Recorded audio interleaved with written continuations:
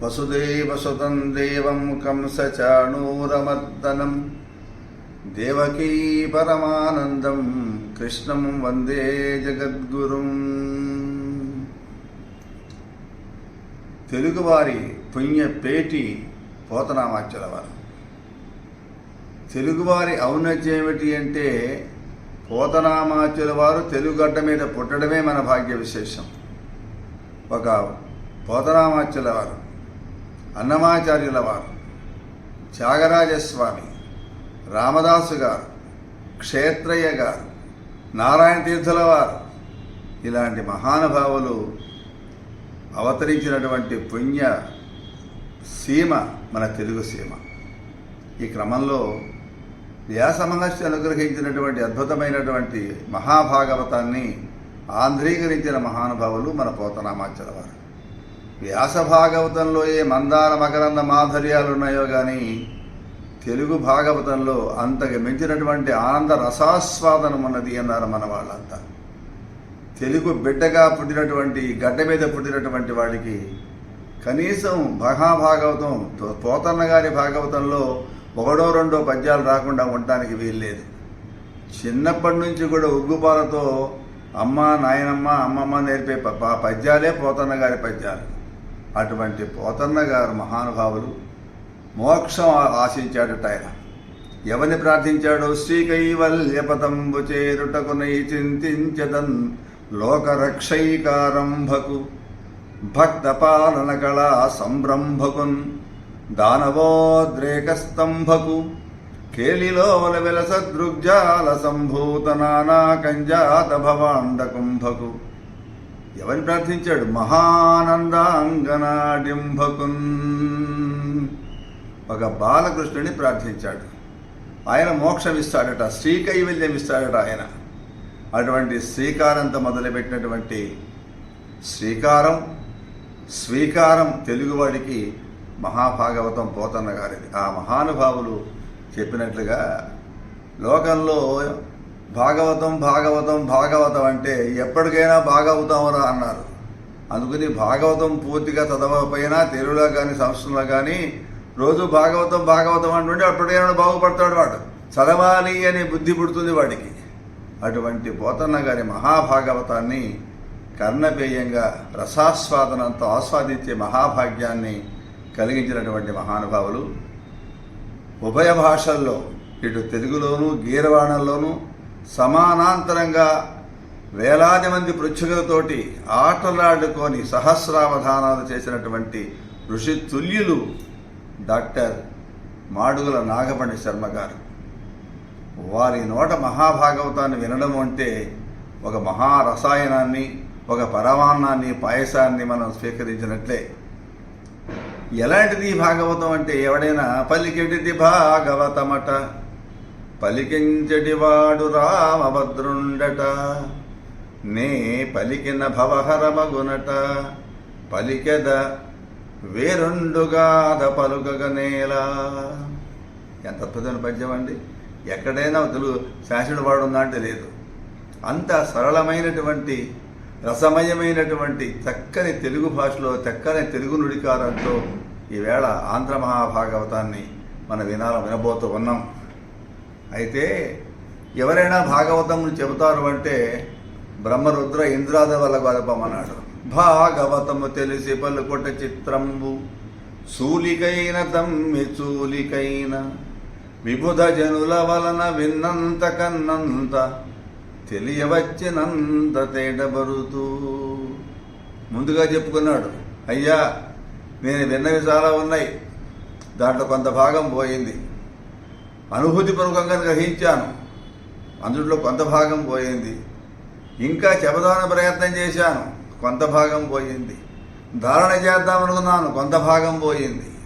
పెద్దలు చెప్పగా విన్నాను, అది కొంత భాగం పోయింది. ఈ మొత్తం పోగా ఆ మిగిలినది ఏదో కొంత ఉంది, ఆ ఉన్నటువంటి దాన్ని మీకు విజ్ఞాపన చేస్తాను అని వినయభూషణుడు వినయశీలుడైనటువంటి సాక్షాత్తు పోతనామాచ్యుల వారు లోకానికి అందించినటువంటి అద్భుత రసాయనం మందార మకరంద మాధుర్యమును తెలియనటువంటి యొక్క రసాస్వాదనానికి ఆహ్వానిస్తూ ఎంత విశేషమంటే లలిత స్కంధం కృష్ణమూలం, అది మంచి బ్రహ్మాండమైనటువంటి ఒక చెట్టు. ఎంత అద్భుతమైనదండి. లలిత స్కంధము కృష్ణమూలము సుకాలాపాభిరామంబు మంజులతా శోభితమున్ సువర్ణ సుమన సుజ్ఞేయమున్ సుందరోజ్వల వృత్తంబు మహాఫలంబు విమల వ్యాసాల వాలంబునై అని చెప్పాడండి. అటువంటి లలిత స్కంధం మంచి చెట్టు, ఆ చెట్టు పైన ఒక పక్షి, ఆ పక్షి ఒక సుఖమహర్షి. ఆయన కొరికి వేసినటువంటి చిన్న ఫలం కింద పడుతుంది. ఆ మాధుర్యాన్ని గ్రోలండి ముహురహో భువి భావుకాహ అని ఒక మంగళాశాసనపూర్వకంగా చెప్పినటువంటి పోతన్న గారి ఆంధ్ర మహాభాగవతాన్ని మహాసహస్రావధాని మహామేధావి శ్రీ మహాసరస్వతి అవధాన పీఠాధిపతి అయినటువంటి డాక్టర్ మాడుగుల నాగమణి శర్మ గారి గళం ద్వారా విని ఆ రసాయనాన్ని మధురాస్వాదాన్ని ఆస్వాదిద్దాం. హరే కృష్ణ.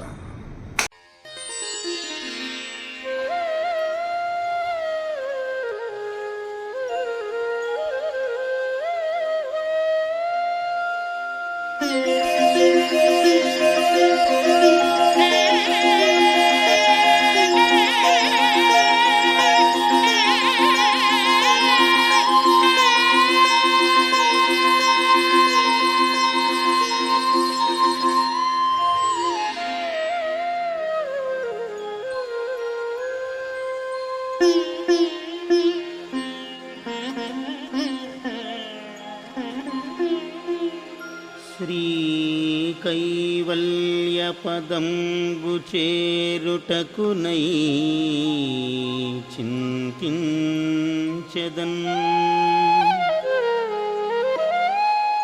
లోకరక్షైకారంభకు భక్తపాలన కళా సంరంభకున్ దానవోద్రేకస్తంభకు కేళిలోల విలసదృగ్జాల సంభూత నానా కంజాత భవాండ కుంభకు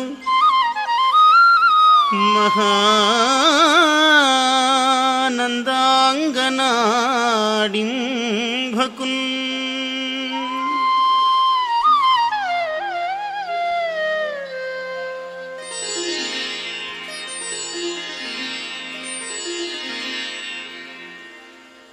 సంస్కృత భాషలో వేదవ్యాస మహర్షి రచించిన శ్రీమద్భాగవతాన్ని ఆంధ్రీకరిస్తూ పోతన మహాకవి భాగవత రచనా ప్రారంభంలో చేసిన నందాంగనాడింభకుడైన బాలకృష్ణస్వామి యొక్క స్తుతి ఇది.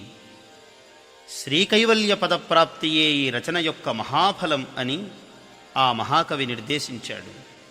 లోకరక్షణం, భక్తపాలనం, రాక్షసోద్రేక స్తంభనం సూచిస్తూ భాగవత కథా సారాన్నంతా ఇందులో గుదిగృచ్చాడు పోతన్న.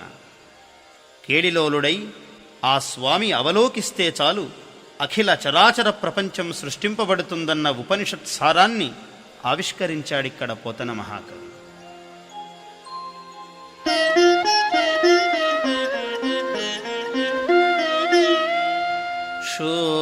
శోణితలంబు నెన్నుదురు సోకగమృక్కిను తింతు సైకతశ్రోణికి చెంచరీక చయ సుందరవేణికి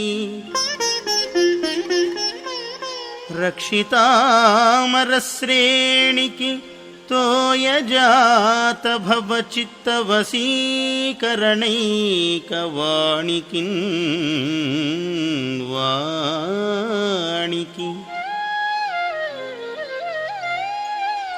అక్షదామశుకవారిజ పుస్తకరమ్యపాణికిన్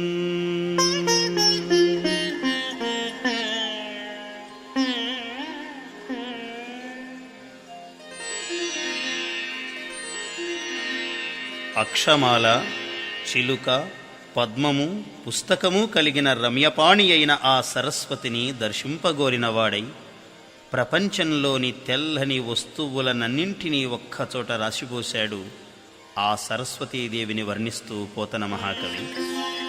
ಶಾರದ ನೀರದೆಂದು ಘನಸಾರ ಪಟೀರ ಮರಾಳ ಮಲ್ಲಿಕಾಹಾರ ತುಷಾರ ಫೇನ ರಜತಾಚಲ ಕಾಶ ಫಣೀಶ ಕುಂದ ಮಂದಾರ ಸುಧಾಪಯೋಧಿಸಿತ ತಾಮರ ಸಾಮರ ವಾಹಿನಿ ಶುಭಾಕಾರ ತನುಪ್ಪು ನಿನ್ನು ಮದಿಗಾನಗ ನಿನ್ನಡುಗಲ್ಗು ಭಾರತೀ.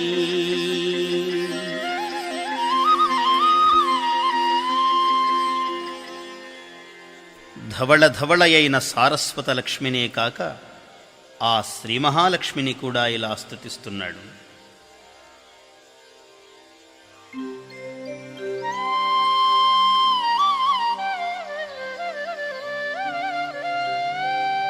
హరికిన్ పట్టపు దేవి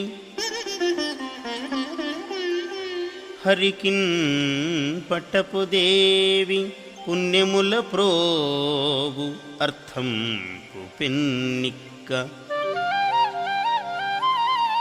చందురుతో బుట్టువు భారతీగిరిసుతల్దోనాడు పూబోణి తామరలందుండెడి ముద్దరాలు జగమున్ మన్నించు నిల్లాలు భాసురతన్ లేములు వాపు తల్లి సిరి ఇచ్చున్ నిత్య కళ్యాణముల్.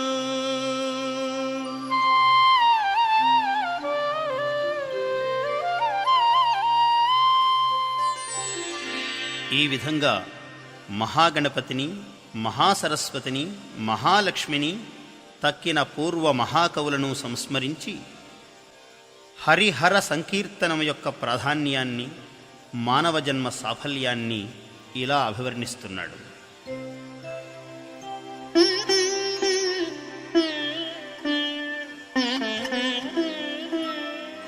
చేతులారంగ శివుని పూజింపడేని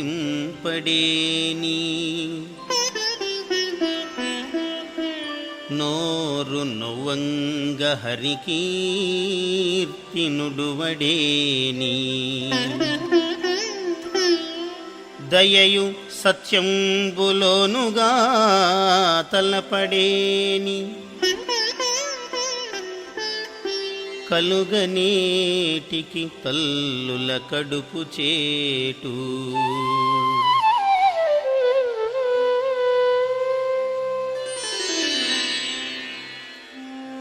ఈ విధంగా భాగవత రచనకు శ్రీకారం చుట్టిన ఆ సమయం రసామ్నాయమైన ఒక దివ్య ముహూర్తం. వెన్నెల వెలుగులు విరిసిన రేయిలో వేకువ ఉదయిస్తున్న వేళ, ప్రసన్న లలిత ప్రకృతిలో పక్షులు క్లీంకారాలు పలుకుతున్న వేళ, పూర్వజన్మ సహస్ర సంచిత తపఃఫలము పోతన మనఃఫలకంపై మధురిమలు పూస్తున్న వేళ, అభ్రంకష శుభ్ర సముత్తుంగ భంగయైన సార గోదావరి నదీ స్నానమాచరించి మహనీయ మంజుల పులినతల మధ్యంలో ఆ ఇసుక తిన్నెలపై కూర్చుని అరగన్నులు మోడ్చి అమృత మహేశ్వర ధ్యానం చేస్తుండగా ఒక నీలనీల సుందర దివ్య రూపం ఇలా సాక్షాత్కరిస్తున్నది.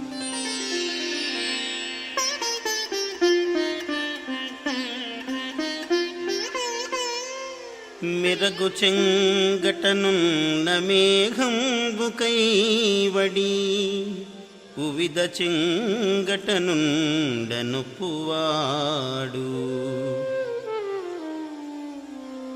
చంద్రమండల సుధాసారంబు పోలిక ముఖమున చిరునవ్వు మొలచువాడు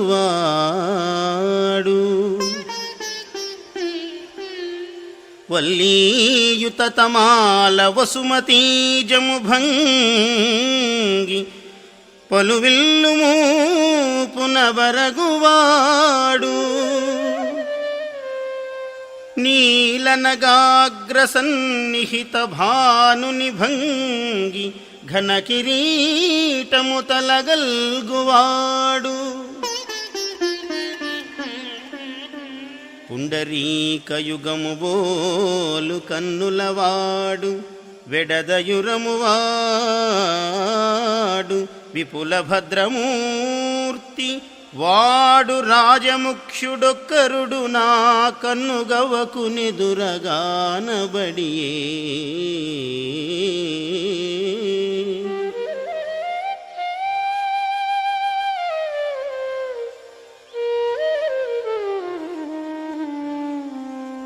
భాగవత రచనా ప్రారంభస్థుతిలో చోటు చేసుకున్నది శ్రీకృష్ణ పరబ్రహ్మమూర్తి. పోతన ధ్యానించింది పరమేశ్వరమూర్తి. ఇప్పుడు ఆయనకు దర్శనమిచ్చింది సీతాసమేతుడైన శ్రీరామచంద్రమూర్తి. ఇది పోతన సమన్వయసార దృష్టి. ఆ శ్రీరామచంద్రమూర్తి దర్శనమిచ్చి, నేను రామభద్రుండా మన్నామాంకితంబుగా శ్రీ మహాభాగవతంబు తెనుంగుసేయుము నీకు భవబంధంబులు తెగును అని తీయగా ఆనతీయగా సమున్మీలిత లోచనుడై పోతన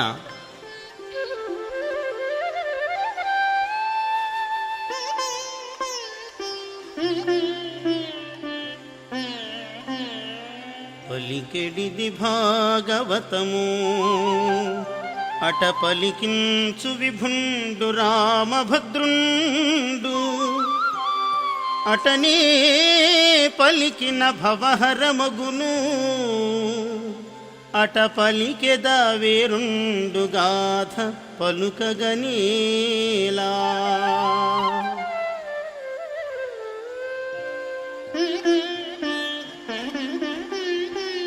భాగవతము తెలిసి పలుకుట చిత్రంబు, శూలికైనా తమ్మిచూలికైనా విబుధ జనుల వలన విన్నంత కన్నంత తెలియవచ్చినంత తేటపరతూ.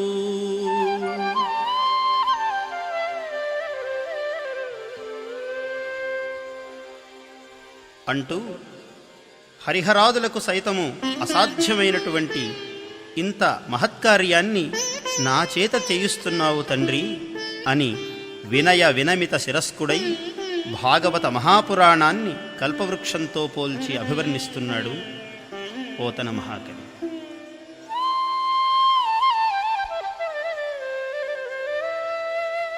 లలితస్కంధము కృష్ణమూలము శుక ఆలాపాభిరామంబు,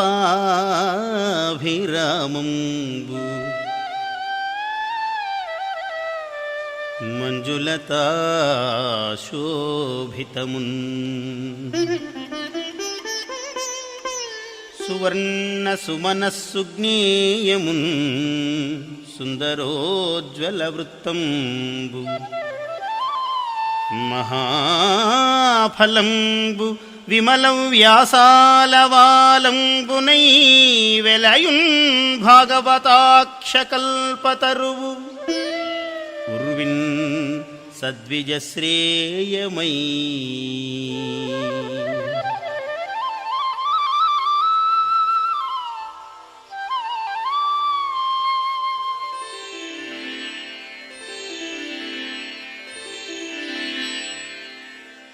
ఇక్కడ మహాభాగవతాన్ని కల్పవృక్షముతో పోల్చి చూపిస్తున్నాడు పోతన మహాకవి.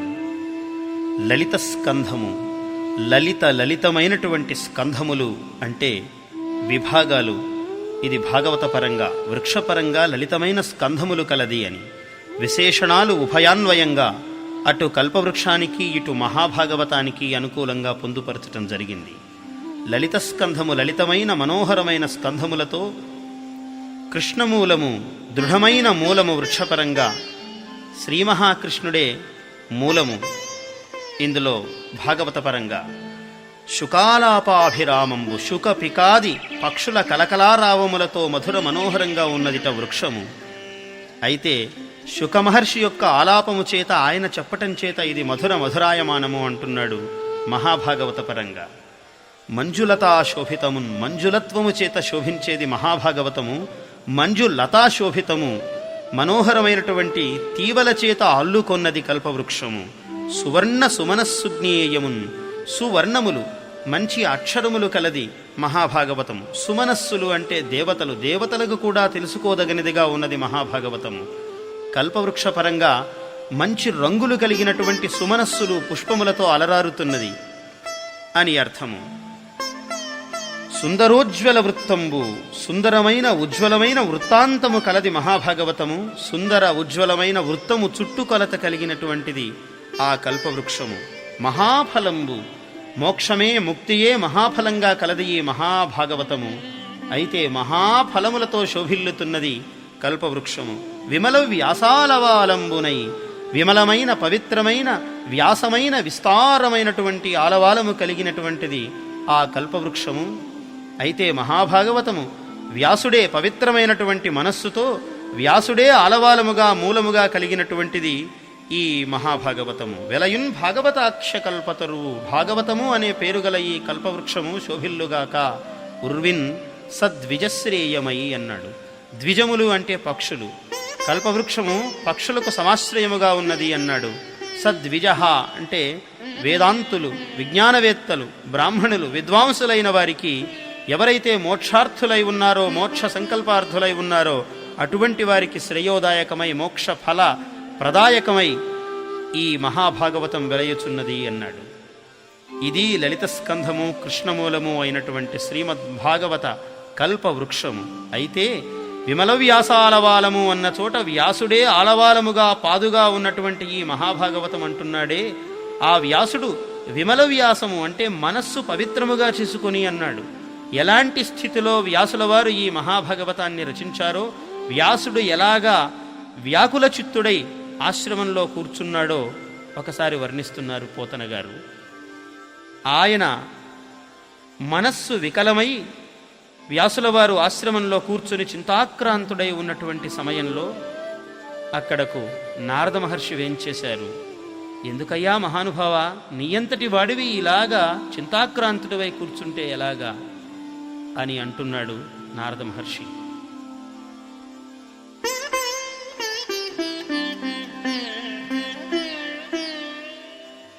ధాతవు భారతశ్రుతి విధాతవు, వేద పదార్థ జాత విజ్ఞాతవు,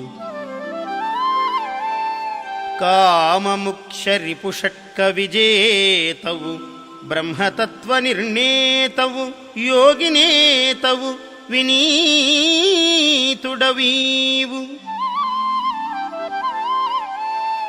చెలించి చెల్లరే కాతరు కైవడిన్ వగవ కారణమేమి పరాశరాత్మజా.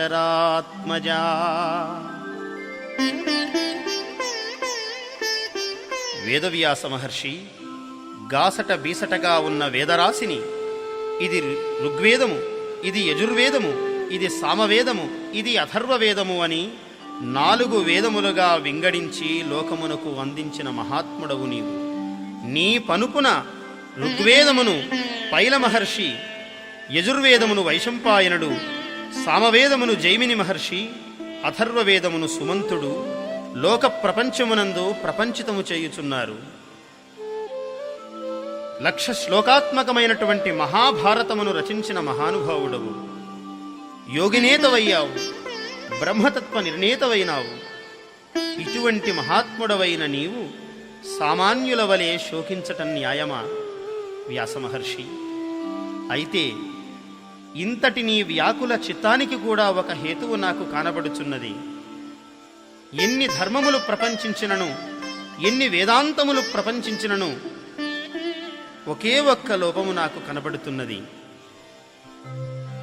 శ్రీహరినామస్తుతి మనసారా నోరారా చెయ్యని రచన సంపూర్ణము కాదు.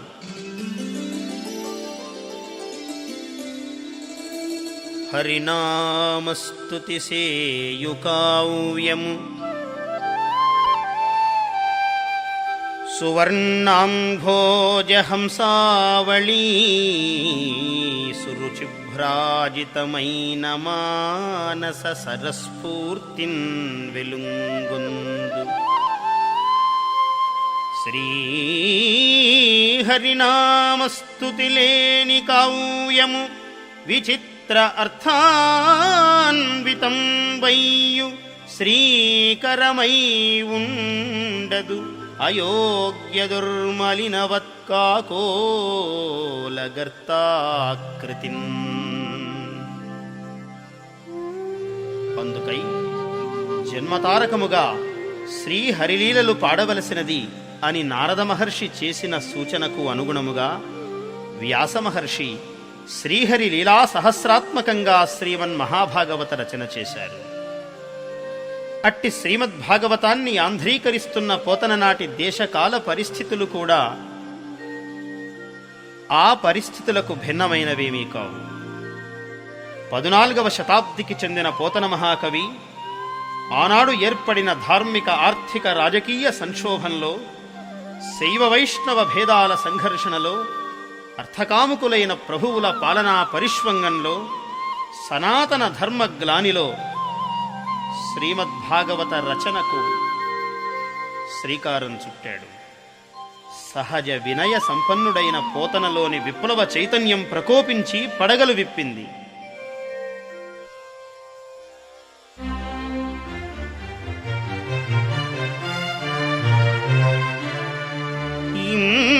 మనుజేశ్వరాధములకిచ్చి పురంబులు వాహనంబులున్ సొమ్ములు కొన్ని పుచ్చుకొని చొక్కి శరీరమువాసి కాలుచే సమ్మెట వ్రేటులన్ బడక సమ్మతితో హరికిచ్చి చెప్పెనీ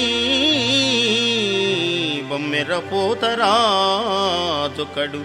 భాగవతం జగద్ధితంబుగన్.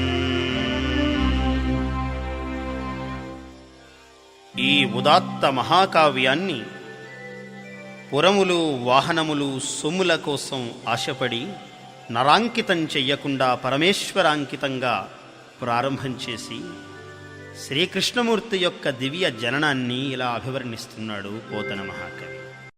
రాక్షసాధినాథుడు, నిరంతర విష్ణుద్వేషి అయిన హిరణ్యకశిపునకు కలిగిన 4 కుమారులలో ప్రహ్లాదుడు తండ్రి మనస్సుకు విరుద్ధంగా మహావిష్ణుభక్తుడయ్యాడు. మహావిష్ణుభక్తుడైన ప్రహ్లాదుడు విష్ణుభక్తి పారమ్యాన్ని ఇలా కీర్తిస్తున్నాడు.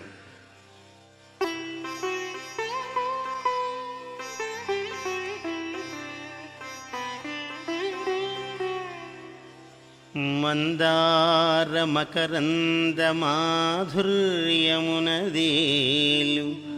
మధుపంబువోవునే మదనములకు నిర్మల మందాకినీ వీచికలదూగురాయంచ చనునే తరంగిణులకు లలిత రసాల పల్లవ ఖాదియై చొక్కు కోయిల చేరునే కుటజములకు పూర్ణేందు చంద్రికా స్ఫురిత చకోరకమరుగునే సాంద్ర నిహారములకు అంబుజోదర దివ్య పాదారవింద చింతనామృతపాన విశేషమత్త చిత్తము ఏ రీతి నితరంబు చేరనేర్చు వినుత గుణశీల మాటలు వేయునేలా. ఆ హరి సర్వభూతాత్మకుడు, సర్వప్రపంచమయుడు అని ఆ శ్రీహరి యొక్క సర్వలోకమయత్వాన్ని ఇలా ఉగ్గడిస్తున్నాడు.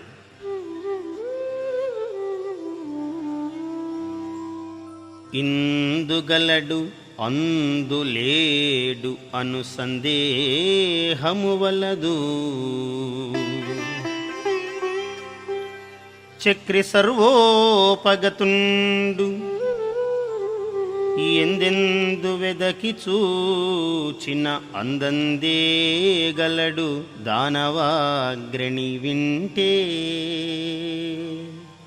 ఓహో, ఎందెందు వెదకి చూసిన అందందే గలడా, అయినచో ఈ సభామండప స్తంభంబునని శ్రీహరిని చూపగలవా అని దానవేంద్రుండు, పరిగృహ్యమాణ వైరుండును, వైరానుబంధ జాజ్వల్యమాన రోషానలుండును, రోషానల జఘన్యమాన విజ్ఞాన వినయుండును, వినయ గాంభీర్య ధైర్య జేగీయమాన హృదయుండును, హృదయ చాంచల్యమాన తామసుండును, తామసగుణ చంక్రమ్యమాణ స్థైర్యుండును అయి విశ్రంభంబున హుంకరించి బాలుని ధిక్కరించి హరిణి ఇందు చూపుమని కనత్కనకమణిమయ కంకణ క్రేంకార శబ్దపూర్వకంబుగా దిగ్దంతి దంత భేదన పాటవ ప్రశస్తంబగు హస్తంబున సభామండప స్తంభంబు వ్రేసిన వ్రేటుతోడన దశ దిశలను మిణుగురులు సెదర చిటిలి పెటిలిబడి బంభజ్యమానంబుగు మహాస్తంభంబు వలన ప్రళయవేళా సంభూత సప్తస్కంధ బంధుర సమీకరణ సంఘటిత జోహుష్యమాన మహాబలాహక వర్గ నిర్గత నిబిడ నిష్ఠుర దుస్సహ నిర్ఘాత సంఘ నిర్ఘోష నికాశంబులైన ఛట ఛట స్ఫట స్ఫట ధ్వని ప్రముఖ భయంకరారావ పుంజంబులు జంజన్యమానంబులై ఎగసి ఆకాశకుహరాంతరాళంబు నిరవకాశంబు చేసి నిండినన్ పట్టు చాలక దోదూయమాన హృదయంబులై పరవశంబులైన పితామహ మహేంద్ర వరుణ వాయు శిఖి ప్రముఖ చరాచర జంతుజాలంబులతోడ బ్రహ్మాండ కటాహంబు పగిలి పరిస్ఫోటితంబుగాన్ ప్రఫుల్ల పద్మయుగళ సంకాశ భాసుర చక్ర చాపహల కులిశాంకుశ జలచర రేఖాంకిత చారు చరణతలుండును చరణ చంక్రమణ ఘన వినమిత విశ్వ విశ్వంభరాభర ధౌరేయ దిక్కుంభి కుంభీనస కుంభినీధర కూర్మ కులశేఖరుండును దుగ్ధ జలధిజాత శుండాల శుండాదండ మండిత ప్రకాండ ప్రచండ మహోరుస్తంభయుగళుండును ఘనఘనాయమాన మణికింకిణీగణ ముఖరిత మేఘలావలయ వలయిత పీతాంబర శోభిత కటిప్రదేశుండును నిర్జర నిమ్నగావర్త వర్తుల కమలాకర గంభీర నాభీ వివరుండును ముష్టి పరిమేయ వినుత తనుతర స్నిగ్ధ మధ్యుండును కులాచల సానుభాగ సదృశ కర్కశ విశాలవక్షుండును దుర్జన ధనుజ భట ధైర్య లతికాల విత్రాయమాన రక్షోరాజ వక్షోభాగ విసంకట క్షేత్ర విలేఖన చుంచులాంగలాయమాన ప్రతాపజ్వలన జ్వాలాయమాన శరణాగత నయన చకోర చంద్ర రేఖాయమాన వజ్రాయుధ ప్రతిమాన భాసమాన నిశాత ఖరతర ముఖ నఖరుండును శంఖచక్ర గదా కుంత తోమర ప్రముఖ నానాయుధ మహిత మహోత్తుంగ మహీధర శృంగ సన్నిభ వీరసాగర వేలాయమాన మాలికా విరాజమాన నిరర్గళానేక శత భుజార్గళుండును మంజు మంజీర మణిపుంజ రంజిత మంజులహార కేయూర కంకణ కిరీట మకర కుండలాది భూషణ భూషితుండును త్రిబళీయుత శిఖరి శిఖరాభ పరిణద్ధ బంధుర కంధరుండును ప్రకంపన కంపిత పారిజాత పాదప పల్లవ ప్రతీకాశ కోపావేశ సంచలితాధరుండును శరత్కాల మేఘజాల మధ్యమ ధగద్ధగాయమాన తటిల్లతా సమాన దేదీప్యమాన దంష్ట్రాంకురుండును కల్పాంతకాల సకల భువనగ్రసన విలసన విజృంభమాణ సప్తజిహ్వ జిహ్వాతులిత తరళతరాయమాన విభ్రాజమాన జిహ్కుండును మేరుమందర మహాగుహాంతరాళ విస్తార విపుల వక్త్ర నాసికా వివరుండును నాసికా వివర నిస్సరన్ నిబిడ నిశ్వాస నికర సంఘట్టన సంక్షోభిత సంతప్యమాన సప్తసాగరుండును పూర్వ పర్వత విద్యోతమాన ఖద్యోత మండల సదృక్ష సమంచిత లోచనుండును లోచనాంచల సముత్కీర్యమాణ విలోల కీలాభీల విస్ఫులింగ వితాన రోరుధ్యమాన తారకాగ్రహమండలుండును శక్రచాప సురుచిరోదగ్ర మహాభ్రులతా బంధ బంధుర భయంకరవదనుండును ఘనతర గండశైల తుల్య కమనీయ గండభాగుండును సంధ్యారాగరక్త ధారాధర మాలికా ప్రతిమ మహాభ్రంకష తంతన్యమాన పటుతర సటాజాలుండును సటాజాల సంచాలన సంజాత వాత డోలాయమాన వైమానిక విమానుండును నిష్కంపిత శంఖ వర్ణ మహోర్ధ్వకర్ణుండును మంథదండాయమాన మందర వసుంధరాధర పరిభ్రమణ వేగ సముత్పద్యమాన వియన్మండల మండిత సుధారాసి కల్లోల సీకరాకార భాసుర కేసరుండును పర్వాఖర్వ శిశిర కిరణ మయూఖ గౌర తనూరుహుండును నిజ గర్జన నినాద నిర్దళిత కుముత సుప్రతీక వామనైరావణ సార్వభౌమ ప్రముఖ దిగిభరాజ కర్ణకోటరుండును ధవళ ధరాధర దీర్ఘ దురవలోకనీయ దేహుండును దేహప్రభా పటల నిర్మత్స్యమాన పరిపంథి యాతుధాన నికురుంబ గర్వాంధకారుండును ప్రహ్లాద హిరణ్యకశిపు రంజన భంజన నిమిత్తాంతరంగ బహిరంగ జేగీయమాన కరుణా వీర రస సంయుతుండును మహాప్రభావుండునునైన శ్రీ నృసింహదేవుండు ఆవిర్భవించినన్ కనుంగుని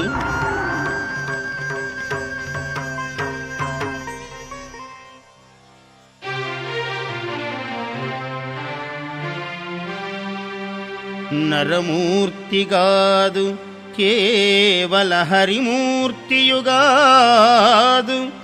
మానవాకారము కేసరియాకారమునున్నది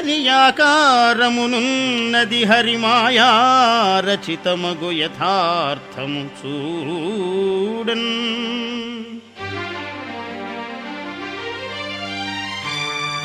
సటలు జల్లిపించి గర్జించి సంభ్రమించి దృష్టి సారించి బొమ్మలు బంధించి కెరళీ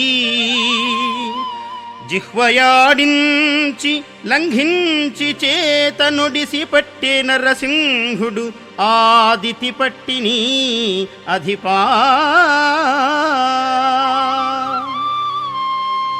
లోక కళ్యాణార్థము హిరణ్యకశిపుని సంహరించిన ఉగ్రనారసింహుని హరికిన్ పట్టపుదేవి అయిన శ్రీ మహాలక్ష్మియు ప్రహ్లాదాది మహాభక్తులను యోగిపుంగవులను బహువిధముల ప్రార్థించి ఉగ్రత్వమును ఉపసంహరింపజేసి ప్రసన్నుని చేసుకొన్నారు.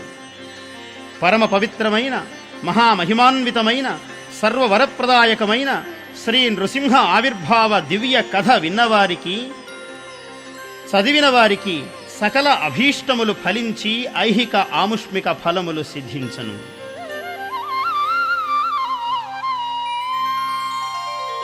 శ్రీరమణీయమైన నరసింహ విహారము ఇంద్రశత్రు సంహారము పుణ్యభాగవతుడైన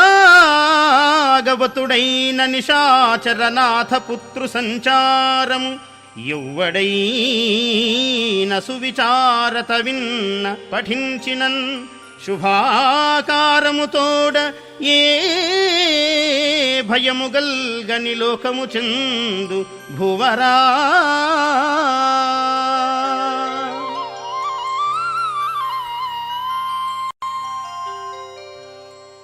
బలిచక్రవర్తి గర్వభంజనానికై శ్రీహరి మహాపతివ్రత అయిన అదితి గర్భంలో వామనుడై పుట్టాడు.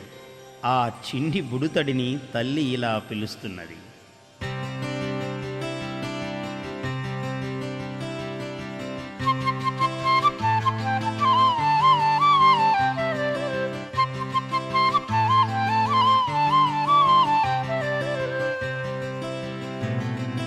నన్ను గన్న తండ్రి నా పాలి దైవమా, నా తపఫలం వా నా కుమారా, నాదు చిన్నివడుగా నా కుల దీపక రాగదయ్య భాగ్యరాశి వగుచూ, రాగదయ్య భాగ్యరాశి వగుచూ. ఆ పొట్టివడుగు బలిచక్రవర్తి సన్నిధికి ఇలా నడచి వస్తున్నాడు.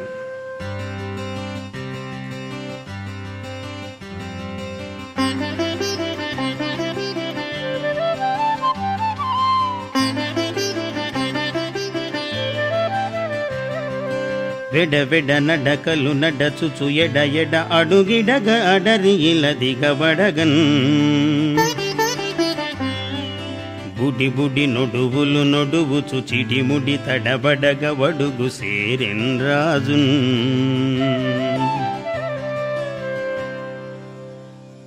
చేరి జగత్రయీ భయద శాసనకర్తకు బలికి స్వస్తి అని ఆశీర్వదించిన వడుగును చూచి బలిచక్రవర్తి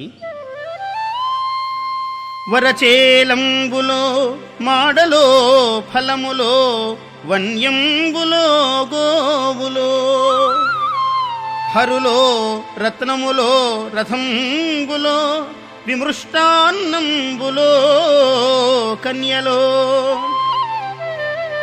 కరులో కాంచనమో నికేతనములో గ్రామంబులో భూములో ధరణీఖండమో కాకయే మడిగెదో ధాత్రీ సురేంద్రోత్తమా. ఇన్నింటిలో నీకు ఏం కావాలో కోరుకోవయ్యా పొట్టిబాపడా అన్నాడు. మహానుభావ బలిచక్రవర్తి, ఒంటివాణ్ణి నేను, ఏం చేసుకుంటానివన్నీ? ఒంటివాడ నాకు ఒకటి రెండడుగుల మేరయిమ్ము సొమ్ము మేరయుల్లా, కోర్కెదీర బ్రహ్మకూకటి ముట్టెద దాన కుతుక సాంద్ర దానవేంద్ర. అదీ కాక మహానుభావ, సామాన్యుడైన నాకు తృప్తి ప్రధానము కాని ఇవన్నీనా? వ్యాప్తిన్ పొందగ వగవక ప్రాప్తం బగులేశమైన 10,000 తృప్తించందని మనుజుడు సప్తద్వీపములనైన చక్కన్బడునే.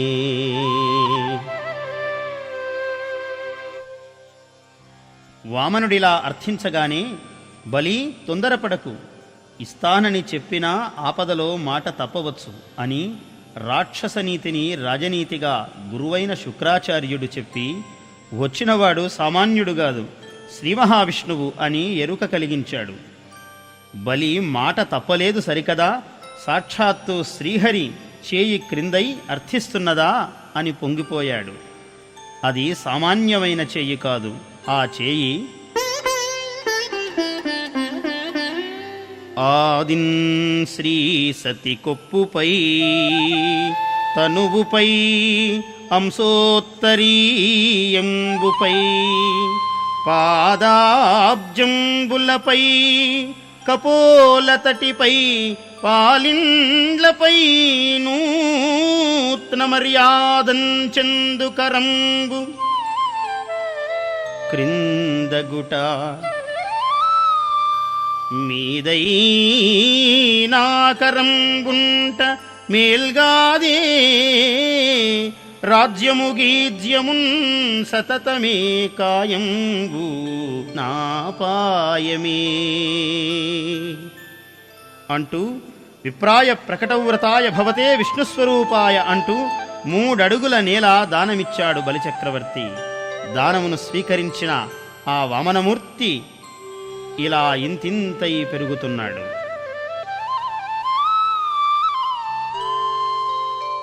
ఇంతింతై బటుడింతయై మర్యుతానింతై నభోవీధిపై అంతై తోయదమండలాగ్రమున కల్లంతై ప్రభారాశిపై అంతై చంద్రుని కంతయై ధ్రువునిపైనంతై మహర్వాటిపైనంతై సత్యపదోన్నతుండగుచు బ్రహ్మాండాంత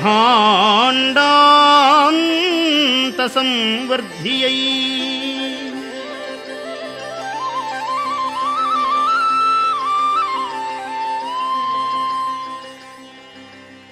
పెరిగి పెరిగి పెరిగి వామనుడు త్రివిక్రముడై ఒక పాదముతో భూమిని మరొక పాదముతో ఆకాశమును ఆక్రమించి 3వ పాదము వేరొక చోటు లేక బలి శిరస్సున పెట్టి దృఢపాశ బంధాలతో బలిని రసాతలానికి పంపించాడు శ్రీహరి.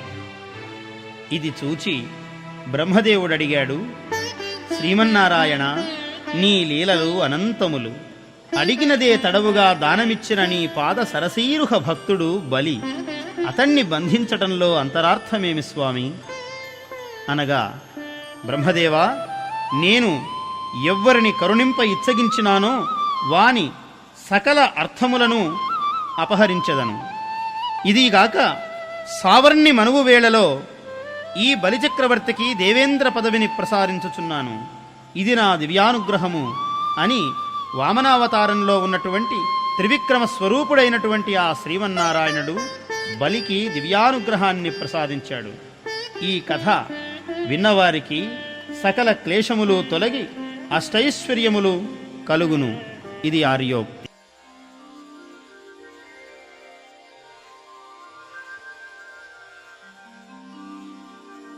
కన్నకొడుకు నోటిలో అండపిండ బ్రహ్మాండాలను అవలోకించిన ఆ తల్లి యశోదకు ఆనాటి నుండి కొడుకు చూపే ఆశ్చర్యాలకు కొదువలేదు.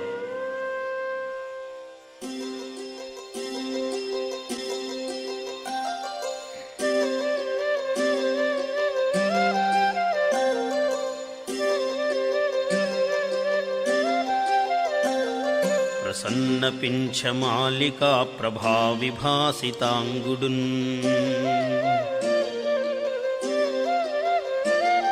ప్రసిద్ధ శృంగ వేణునాద పాశబద్ధలోకుడున్ ప్రసన్న గోప బాలగీత బాహువీర్యుడయ్యు ఉల్లసించి ఏగె గోపకుల్ సెలంగి చూడమందకున్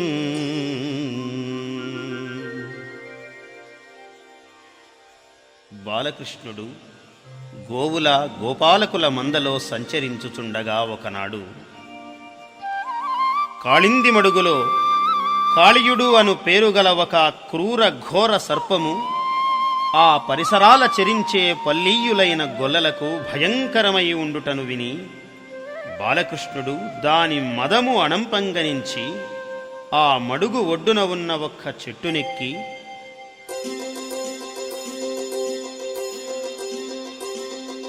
కటిచేలంబు బిగించి పింఛమున చక్కన్ కుప్పు బంధించి దోస్తట సంస్ఫాలనమాచరించి చరణద్వంద్వంబు కీలించి తత్కుట శాఖాగ్రము మీద నుండి యురికెన్ గోపాలసింహంబు దిక్తటముల్ మ్రోయ హ్రదంబులో గుభగుభధ్వానంబు అనూనంబుగన్.